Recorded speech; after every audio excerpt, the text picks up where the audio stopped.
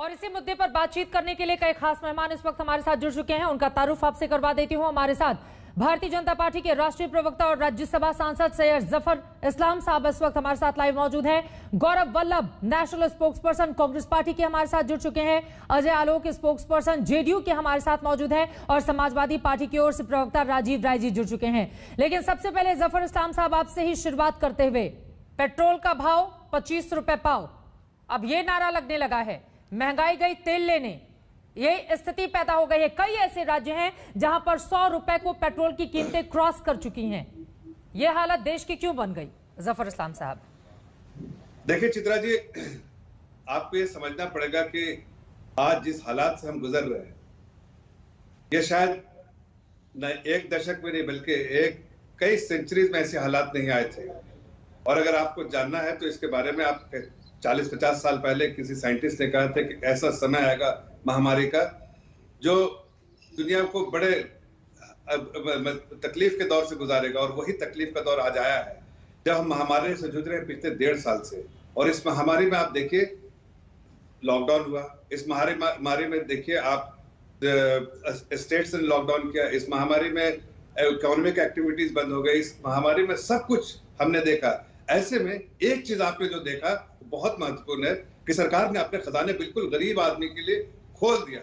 जितना कल्याणकारी योजना कर सकते थे वो हर चीज सरकार कर रही। राशन देने के अलावा पहली बार जो सबसे पहला जो आत्मनिर्भर पैकेज अनाउंस किया वो 1,70,000 करोड़ का, और उसके बाद चल ही रहा है बराबर, चाहे किसान सम्मान निधि के अंतर्गत पैसे डालना या महिलाओं को पैसे डालना, अकाउंट में पैसे डालना या और किसी तरह से भी लोगों के राहत पहुंचाने का, फ्री राशन देने का काम अभी भी आगे बढ़ा है। ठीक है, लेकिन महत्वपूर्ण एक बात है जो आप, एक मिनट नहीं, अभी आप मत रुकिए, आज मैं कुछ कहना चाहता हूं और इसके लिए मैं आपसे एक रिक्वेस्ट करूंगा कि आप मुझे आज मत रुकिए। मैं आपको सच्चाई से वाबस्ता कराना चाहता हूं। लोगों के, चूंकि आपके चैनल को ज्यादा से ज्यादा दर्शक देखते हैं तो इसलिए मैं आपको बातें बताना चाहता हूं।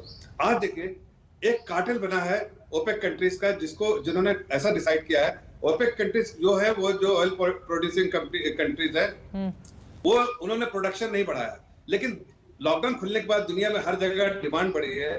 जाहिर है जिस हमारे मुल्क में तो पेट्रोल बनता नहीं है, हमारे 80% जो है आपको इंपोर्ट करना पड़ता है, तो अपवर्ड प्रेशर है बहुत ज्यादा पेट्रोल के प्राइसेस में, तेजी से दाम बढ़ रहा है।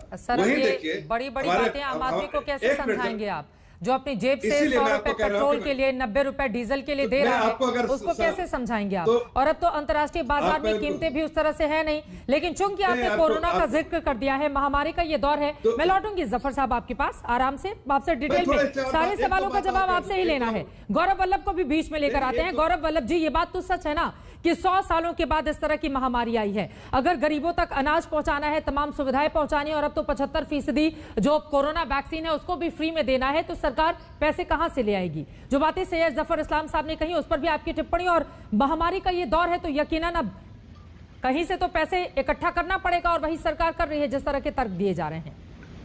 चित्रा जी, मोदी नॉमिक्स को मैं एक लाइन में समराइज कर सकता हूं: गिरती जीडीपी, गिरती मांग, गिरता निवेश और बढ़ती बेरोजगारी, बढ़ती महंगाई और बढ़ता विदेशों में जमा। ये इनका इकोनॉमिक मॉडल है। और मेरा एक एक तथ्य पे मैं इनसे बात करना चाहता हूँ।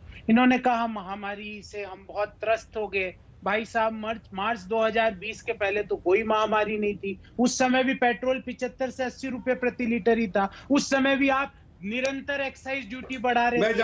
उस समय भी आपने बीच में नहीं भद्रता से बात।